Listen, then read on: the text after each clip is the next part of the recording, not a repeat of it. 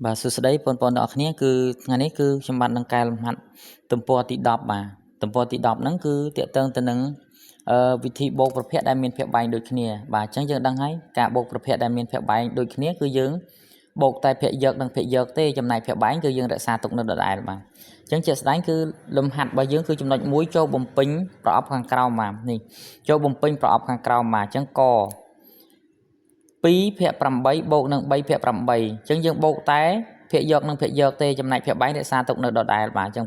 2យើងមាន2បូកនឹង3ទៀតចេញប៉ុន្មានចេញ5បាទអញ្ចឹង2បូក3ចេញ5ចំណែកភាគបែងគឺយើងរក្សានៅដដែលគឺ8ដដែលបាទចំណែកខាងនេះក៏ដូចគ្នាដែរបាទគឺខ2ភាគ6បូកនឹង2ភាគ6បាទអញ្ចឹងមានន័យថាតម្លៃ2ភាគ6បូកនឹង2ភាគ6អញ្ចឹងយើងបូកតែភាគយកទេគឺ2បូក2ទៅជា4បាទ2បូក2ទៅជា4បាទចំណែកភាគបែងគឺយើងរក្សា6ដដែលអញ្ចឹងភាគបែងយើងអត់បូកទេគឺយើងរក្សា6ដដែលយើងបូកតែភាគយកនិងភាគយកបាទអញ្ចឹងអរគុណលំហាត់របស់យើងមានប៉ុណ្ណឹង